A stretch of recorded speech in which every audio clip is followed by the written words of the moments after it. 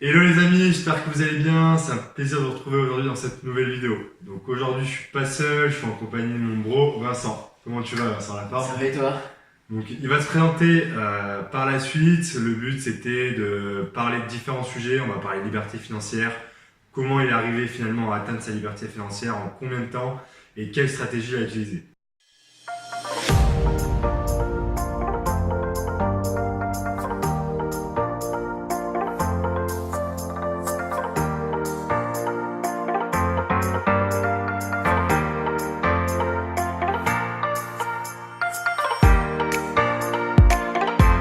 Donc Vincent, je te laisse te présenter. Déjà, merci d'être sur la chaîne. C'est un super plaisir. Merci à toi. Je te laisse te présenter pour ceux qui ne te connaissent pas. Ça fait un an qu'on essaye de faire Ouais, cette j'ai- interview. Ça fait un an qu'on essaie de la faire. Donc on arrive à la faire juste avant que tu repartes en séminaire à Dubaï et puis à La Réunion. Donc tu vas en parler peut-être rapidement. Mais ouais. Donc super important, regardez bien cette interview jusqu'au bout parce qu'on va envoyer du très très très. Je te laisse te présenter, Vincent. Ça roule. Merci à toi de l'invitation sur la chaîne. Tu fais de l'excellent travail. C'est Merci. vraiment top. Je t'ai vu démarrer, c'est vraiment du très bon travail. Tu as de la chance de pouvoir avoir Rémi qui vous partage ce type de pépites à chaque fois. Merci. Donc profitez-en et mettez un like et abonnez-vous, c'est super important. Pour la suite. Donc alors, je me présente, Vincent Robert, j'ai 29 ans. À la base, je viens de l'île de la Réunion.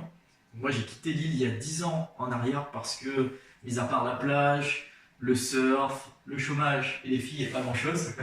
Du coup, je me disais, il faut que, si j'ai envie de réussir ma vie, il faut que je quitte la Réunion, en fait, que j'arrête de tourner en rond.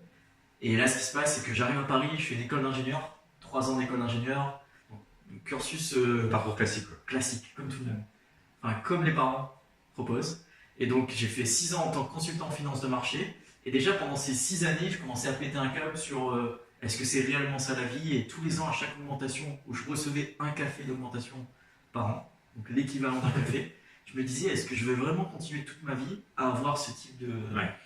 Enfin, à faire ça en fait, avoir ce type de routine, métro, boulot, dodo. Et jusqu'à temps que je commence à découvrir un peu d'autres mondes, surtout le concept d'être libre financièrement. Ok. Là, ça m'a parlé parce que j'adore voyager, j'adore faire des nouvelles choses à chaque fois, faire des nouvelles rencontres. Et moi, tourner en rond aussi dans la société, ça a commencé à me saouler. Ouais. Et il y a l'espace d'un an, je tombe sur des vidéos sur la liberté financière. Ok. Et Ça juste fait un gros déclic. Ouais, exactement. Et ce qui m'a fait un déclic, et là j'ai eu des larmes aux yeux, c'est vraiment quand je suis allé. En fait, à un moment donné, j'étais en mission en janvier 2017 Ok. à Aubervilliers, donc c'est l'opposé de Villejuif, où j'habitais à ce moment-là. Et donc, ça me prenait 1 heure et demie pour y aller. Je prenais le métro, c'était plein, une navette fluviale. C'est quoi, c'est la 13 en plus, non? C'est la 7. La 7, ok. Et la 7, c'est la ligne qui traverse tout Paris. Ah ouais. Et je pense que si on a la même ligne à La Réunion, je pourrais aller du nord au sud de l'île grâce à ce métro-là. Ah ouais, de ouf. Et donc, ce qui est intéressant, c'est que je mettais 1 heure et demie, donc un métro, un bus et une navette fluviale. Donc, je commençais à péter des câbles, et à un moment donné, j'avais la tête posée sur la ville comme ça. J'étais vraiment KO, c'était le 7 janvier 2017. Et je me suis dit, est-ce que réellement, cette année, c'est la vie que tu as envie d'avoir? Et je commençais à avoir des larmes en me disant, putain, c'est quoi cette vie? Est-ce que tu es né pour ça? Est-ce que tu es arrivé sur Terre pour ça? Et je commençais à taper des vidéos sur comment devenir libre financièrement. Ouais. Là, je tombe sur une interview, je pète un câble et j'hallucine en fait. Je me dis, putain, c'est possible. C'était l'interview de qui, tu te rappelles ou... C'était l'interview de Cédric Froment qui Ouais. faisait l'interview de Cédric Anissette. Ok. Deux multimillionnaires Ouais, qui grosse sont interview, basés à l'île ouais. Maurice. Et là, j'hallucine en fait sur les deux parcours. Je me dis que c'est possible et je commence à me former. Juste après, j'achète une formation sur l'indépendance financière. Je n'avais pas les moyens. D'accord. Et heureusement qu'il y avait un paiement en 12 fois. Donc j'ai pu prendre la formation en 12 fois. Et même dans 12 fois, j'étais dans le rouge tous les mois. Donc c'était vraiment galère à ce moment-là. En fait, tu t'es endetté Ouais, pour derrière te dire t'as mis de côté ton plaisir instantané pour mettre en avant un plaisir long terme et te dire je m'endette, mais par contre, je sais pourquoi je m'endette. Je exactement. m'endette pas pour ton plaisir, acheter un C'est truc. ça. C'est ça. Et d'ailleurs, il y a souvent des gens qui ont l'habitude de s'endetter pour se former, comme les écoles d'ingénieurs ou les écoles de commerce. Sauf que ça vous rapporte de l'argent, mais ça va pas vous rendre riche. En fait, c'est super important ce que tu dis parce que les gens ont du mal à le concevoir. C'est que payer 30 000 euros une école, pour, je ne citerai pas de nom, mais les grosses écoles parisiennes, que ce soit école d'ingé, école de commerce, ça fait chier les gens. Mais les gens ils se disent ouais, c'est pour mon avenir, c'est super important. Par contre, tu leur dis de s'endetter pour payer une formation 1000, 2000, même je sais pas, 600, 700 euros. les gens ils te disent non, t'es un fou, ça coûte trop cher, je vais pas perdre de l'argent pour ça. Exactement. Alors qu'en fait, tu pourras en parler, mais ça t'a rapporté beaucoup plus finalement. Ouais, énormément. Ben déjà, ça m'a permis d'arrêter mon activité et de pouvoir devenir libre financièrement. Et donc, c'est juste investi à la base 2000 euros. Hein. Donc, 2000 euros pour m'apporter tout ça, je pense que c'est une bonne rentabilité. Et donc là, toi, à date, là, on est le 6 décembre, on va dire, 5 décembre, t'es libre financièrement à date. Exactement. Depuis le 8 mai 2018. Ok. Et comment. Moi, j'aimerais que tu nous expliques un peu comment t'es arrivé à devenir libre financièrement, quel pilier t'as utilisé, et voilà, c'est un peu le sujet de la vidéo. Et en fait, c'est un pilier que toi t'adores, donc c'est l'immobilier. Et j'avais l'opportunité d'aller sur plusieurs piliers, mais j'ai décidé de me focaliser. Et d'ailleurs, c'est super important de se focaliser sur un seul pilier quand on veut devenir libre financièrement et exploiter les autres piliers par la suite. Et moi, je me suis concentré sur le pilier de l'immobilier et j'ai mis combien d'argent je devais gagner pour être libre financièrement, quelles étaient mes charges, combien je touchais par mois, combien je dépensais tous les mois, qu'est-ce que j'avais comme crédit. Enfin, j'avais tout mis sur une liste et il fallait que je puisse atteindre 3000 euros net de rente pour pouvoir quitter mon activité. Donc il y a des gens qui vont dire c'est pas beaucoup, mais moi ça me suffisait largement parce que en vrai je dépensais environ 1200-1300 euros par mois en charge pour avoir une qualité de vie. C'est ta vision à toi. Il y a des gens qui vont te dire 3000 euros, comme tu dis, c'est pas énorme. Alors qu'il y en a d'autres qui vont dire 3000 euros, c'est énorme pour moi. Exactement. À 1500 euros, je sais que je peux quitter mon boulot et financièrement en fait. C'est ça. Ça, c'est ce que je vous répète souvent, c'est super important de définir en fait votre seuil. Et de dire c'est votre seuil personnel à vous. Il y a des gens à 5000 euros, ils ne seront jamais libres financièrement, alors qu'il y a des gens à 1000 euros, 1500 euros, ils seront libres financièrement et super heureux. Bien évidemment, on ne ferait pas la même chose, mais par contre, raisonnez que sur votre valeur à vous et sur votre vision et le montant réel dont vous avez besoin pour être libre financièrement. Exactement. Et ça, c'est très bien que tu accentues ça parce que même hier soir, j'avais des amis qui démarrent en fait sur l'investissement immobilier. Et eux, ils touchent 6000 euros par mois. Mais en fait, ils mettent énormément d'argent de côté. Donc, en vrai, ils n'ont pas besoin de 6000 euros par mois pour vivre. D'accord. Donc, ça, c'est se mentir à soi-même de dire que tu as besoin de 6000 euros par mois. Et dès que tu as pu atteindre ta liberté financière, ce qui est intéressant, c'est qu'on n'a plus les frustrations qu'on a quand on est un salarié. C'est-à-dire qu'on a moins de dépenses que ce soit dans des vêtements que moi j'avais avant. J'ai acheté des costumes, j'allais dans des bars avec les collègues. J'allais faire les magasins le week-end. Entre midi et 2, j'étais tellement frustré d'être au boulot que je dépensais de l'argent n'importe comment. Que ce soit dans les vêtements, des trucs, exactement. Que ce soit dans la nourriture et tout. Et quand on est libre financièrement, moi, depuis mai, j'ai pas tout ça en fait. Et tu te focalises réellement sur ce qui est important pour toi. Donc tu as commencé par l'immobilier, donc tu as défini, comme tu l'as dit, quel était le montant dont tu avais besoin pour vivre financièrement. 3000 euros. 3000 euros, c'est une somme. Et à la fois, c'est une somme aussi conséquente en immobilier. Qu'est-ce que tu as mis en place comme action propre à l'immobilier pour arriver à ce montant-là? En fait, j'ai acheté au total près de 7 biens immobiliers. Donc, 7 appartements. Le premier, c'est l'appartement dans lequel on est actuellement, on fait l'interview. En fait, c'est un appartement que j'ai exploité en Airbnb pendant 1 an.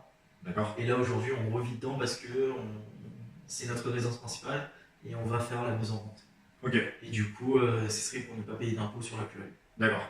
Donc tu l'as exploité en Airbnb. Donc ça, c'est ton premier appartement. Exactement. Et après les autres. En même temps, j'ai signé un immeuble de rapport de 4 appartements. Donc c'est un immeuble qui rapporte 1450 euros de revenus locatifs. Et on a 500 euros de crédit. Et 50 euros de charges de coco. Vu que c'est notre immeuble et vu qu'on a tout refait, on décide des charges de coco. Bien sûr. C'est ça. Et d'ailleurs, cet appartement ici, on loue 130 euros la nuit et il était plein à plus de 80%. 130 euros la nuit, tu peux. Et on avait 970 euros de crédit et 100 euros de charge. Donc en fait, quasiment sur 10 000, c'était rentabilisé.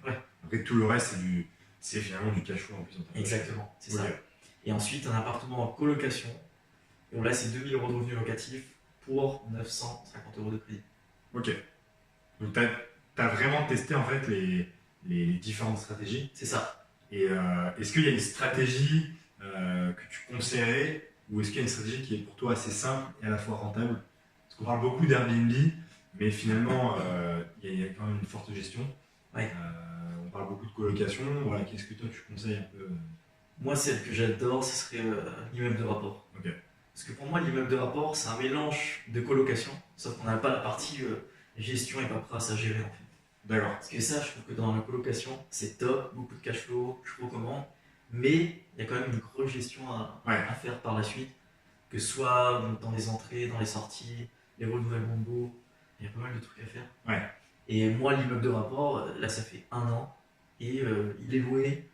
Il y a un locataire qui est parti dernièrement. Je vous avoue que je flippais parce qu'on est dans un village de 2000 habitants. Ok.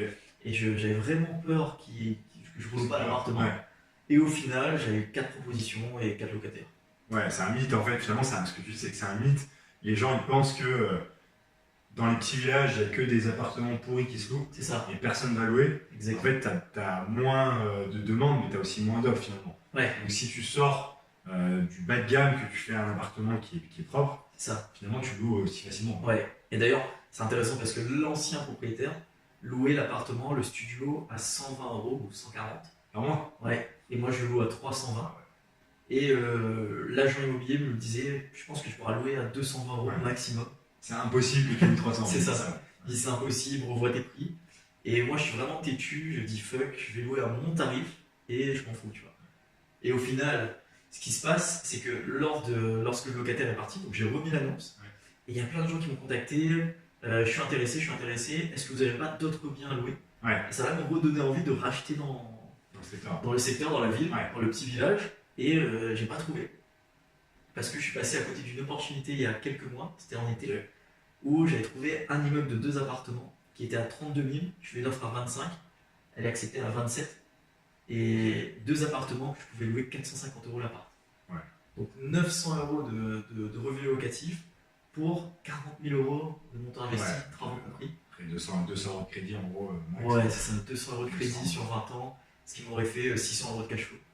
Et là, j'étais vraiment bête parce que j'ai refusé. Enfin, je suis passé à côté en fait. J'étais en vacances et je me suis pas pris la tête. Mais je pouvais payer facilement, quoi. Ma banque ne pouvait pas refuser. Ouais, c'était un petit montant. Ok, donc en fait, toi, ce que tu expliques, c'est intéressant, c'est faut pas se focaliser forcément que sur les très grandes villes. Par exemple, il n'y a que sur les très grandes villes que ça marche. Bien évidemment, vous n'allez pas louer le même prix dans un petit village, dans une grande ville.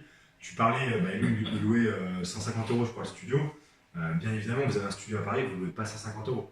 Par contre, le prix de l'investissement de base, il est entre 5 et 10 fois supérieur minimum entre cette ville-là et Paris. Donc, il y a cette rentabilité à regarder et finalement le cash flow que vous mettez en place derrière. C'est ça. Donc, toi, tu as commencé par l'immobilier. Donc, tu as atteint le montant que tu t'es fixé. Donc, tu es devenu financièrement, tu as quitté ton boulot. Et maintenant, qu'est-ce que tu fais? T'as arrêté, tu fais de l'investissement immobilier, tu profites de la vie, En fait, projets. on ne peut pas arrêter d'investir dans l'immobilier parce que, en fait, quand on commence là-dedans, déjà c'est un espèce d'engrenage et aussi on a beaucoup plus d'opportunités. C'est ça. Tu deviens en fait une opportunité. C'est ça. Et les gens t'identifient comme un investisseur. C'est ça. Et tu as même des biens qui viennent à toi et ça c'est top parce qu'ils voient que tu es réellement un investisseur. Par contre, moi aujourd'hui je me focalise plus sur l'île de la Réunion d'où je viens. Parce qu'à terme, ce serait l'endroit où je vais y vivre.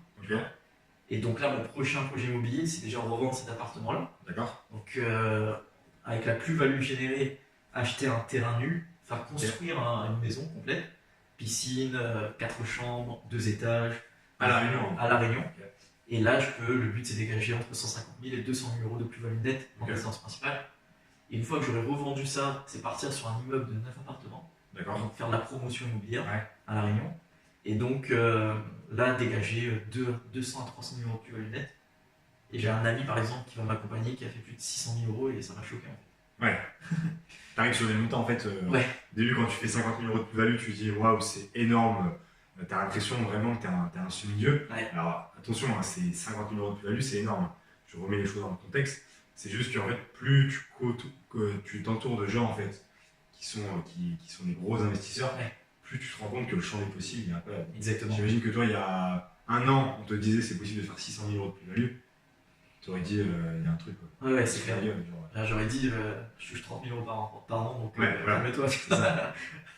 Donc là, grosse plus-value en fait. Là, tu vas te concentrer plutôt sur la plus-value. Mon objectif à décembre 2019, c'est d'avoir plus de 500 000 € cash sur le compte grâce à l'immobilier et l'achat-revente. Donc c'est vraiment un objectif que je me suis fixé pour cette année. Et pour plus tard, un autre projet que j'en parlerai par la suite. Et ça va arriver, Et sinon, en parallèle, j'ai créé une SCI D'accord. avec mon comptable, mon expert comptable. Ok. Et on fait du saisonnier, de la colocation. Donc là, on est sur 2 projets de location courte durée. D'accord. Ok. Donc courte durée, on peut dégager sur les 2 projets entre 4 et 5 000 euros de cash flow. D'accord. Ouais. Ouais, non. Donc c'est vraiment des gros chiffres. Pourquoi? Parce que les appartements sont sur la plage. Ouais. Et Tu veux le plus tourisme cher. à La Réunion, c'est cadeau, quoi. Ouais, c'est toute l'année en plus. Ouais, Quasiment. c'est ça.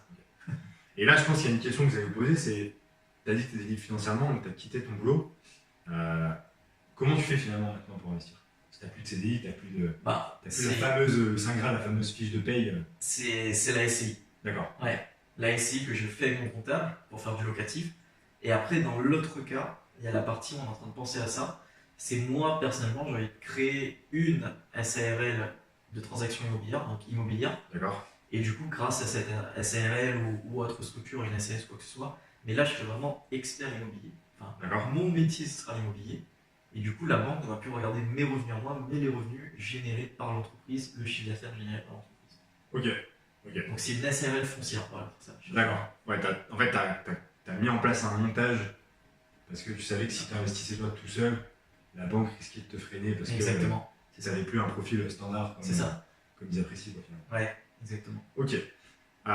Est-ce que tu aurais, on va dire, 2 clés? Une clé sur l'immobilier pour une personne qui souhaite se lancer. Et on va pas pouvoir faire la vidéo dessus parce que sinon je pense qu'on va tourner pendant 4 heures. Je vais devoir louer le Airbnb en fait pour continuer l'interview avec Vincent. Mais si tu avais une clé de mindset aussi, je sais que c'est une de tes grosses forces à toi. Ouais. Et c'est comme ça que tu as réussi à être finalement libre financièrement très rapidement. Mm. Donc une petite clé sur l'IMO pour les gens qui veulent se lancer et une petite clé de mindset derrière. Ouais. L'immobilier, je dirais. Bon, une clé, c'est compliqué, donc je vous en donne 3, c'est cadeau. Ok. C'est Noël qui arrive, donc il y a le Black Gratuit, Friday, ouais, etc. Donc la première, c'est d'abord définir votre stratégie. Il faut que la stratégie elle soit claire, précise. Vraiment que vous partez sur une stratégie. Donc ça va être la colocation, la courte durée, l'achat-revente, l'immeuble de rapport. Et une fois que la stratégie est définie, choisir en fonction de sa stratégie le lieu sur lequel on va investir. Okay. Donc si on est sur de la coloc, c'est vraiment les universités, les zones à forte affluence, je sais pas, des hôpitaux, des trucs pour les jeunes actifs. Ouais. Donc si je pars sur la coloc, et ensuite définir un montant que vous allez investir. Okay. Définir un budget en fait. Parce que moi par exemple, à chaque fois que j'investissais, je me dis, pour ma colocation, je ne vais pas dépasser 150 000 euros. Et du coup, comme je ne vais pas dépasser 150 000 euros, je me focalise sur tous les appartements qui sont entre 100 et 110 000 euros. Et je fais 30 à 40 000 euros de travaux. Okay. Mais j'étais focalisé sur cette fourchette-là. Du coup, ça me permettait en fait d'aller plus vite dans mes recherches d'annonces. Tu regardais pas tous les biens en colocation, tu faisais pas des trucs à 400 000 en te disant faut pas rêver en fait. Ouais. Faut pas se dire waouh, avec 500 000 je peux faire une méga colocation de 10 chambres par exemple qui va être super rentable. Parce que si vous savez qu'en fait c'est pas dans votre budget sur les premiers investissements, en fait tu perds du temps. Quoi. Ouais. Et d'ailleurs, ce qui est intéressant avec la banque, c'est plus le budget est élevé et plus il y aura de risques aux yeux de la banque. Et donc moi je suis parti sur plein de projets à 100 000. 150 000, 200. Là, le dernier que j'ai fait, en fait, j'ai fait un projet à 100 000 et 2 à 200 000 euros. D'accord. Okay. Et donc, ça m'a permis d'investir presque 500 000 euros en un an. Et c'était des plafonds où je ne dépassais pas 200 000 euros. Déjà parce que moi, c'était quelque chose de. Émotionnellement, ça allait. C'était dans ma zone de confort, on va dire. Ouais. Et du coup, avec la banque, j'ai beaucoup plus de facilité et de conviction à lui exposer le projet. D'accord. Et après, tu vas grandir petit à petit. C'est ça. Parce que souvent, quand on part sur un projet, j'avais un projet en Ile-de-France, c'était à 950 000 euros. Okay. Donc, j'ai testé pour aller voir la banque. Et ça, c'est une clé aussi qui est vraiment importante que je partage parce qu'en y repensant, ça m'a beaucoup aidé pour casser mes croyances sur l'investissement. Et j'avais trouvé un bien, c'était un immeuble de 15 appartements. Okay. Donc, à la base, je voulais tout racheter, faire une auberge de jeunesse.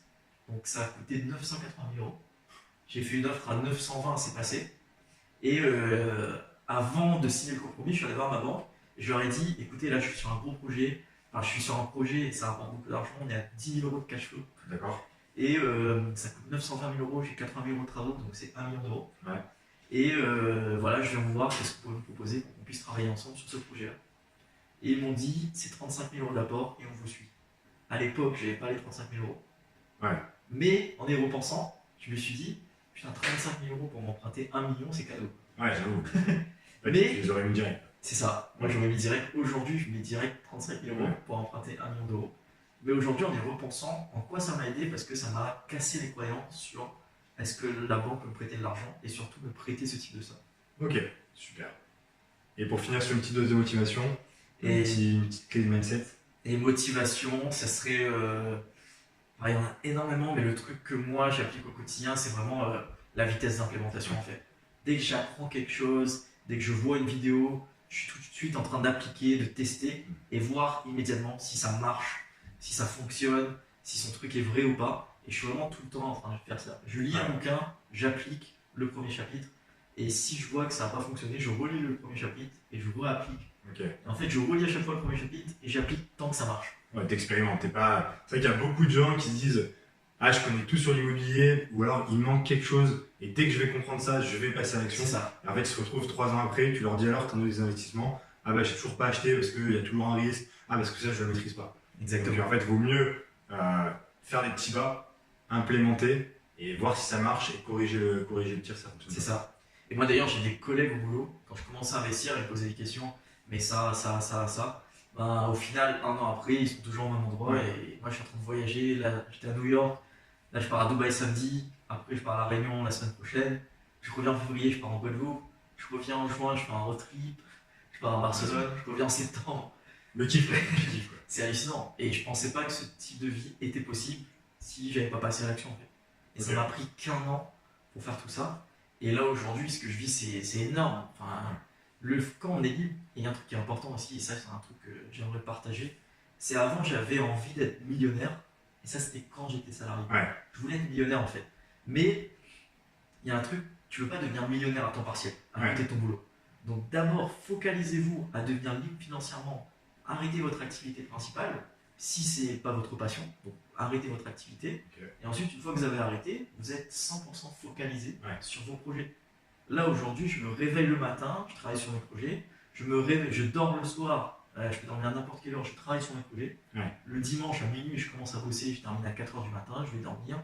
Ouais, t'as pas contraint en fait, c'est ton Exactement. agenda à toi. C'est ça. Tu te dis pas, oula, c'est minuit le dimanche soir, faut que j'aille me coucher, parce que Exactement. demain à 7h, boum, le réveil C'est sonne ça. pour aller au boulot. Quoi. Et le fait d'être 100% focalisé sur ses projets et ne penser qu'à ça, pas à son boulot. Parce qu'au final, quand on travaille en tant que CDI, du lundi au vendredi on travaille, et le week-end on va pas se mentir, on pense quand même à son boulot, et on est toujours dedans. Moi c'était le cas.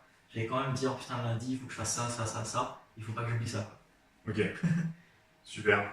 Vincent, merci beaucoup. T'as Avec apporté plaisir. du très beau contenu. J'espère que cette vidéo vous a plu. Si elle vous a plu, n'hésitez pas à mettre un petit commentaire en dessous ou à mettre un petit pouce bleu. Ça me motivera à continuer à faire ce type de vidéo. J'essaie de faire un maximum d'interviews avec des gens, un parcours vraiment exceptionnel et différent. Donc dites-moi si ça vous intéresse. N'hésitez pas aussi à vous abonner pour ne pas manquer mon contenu. Et je vous dis à bientôt sur une nouvelle vidéo. Allez, salut, bye. Salut. Ciao.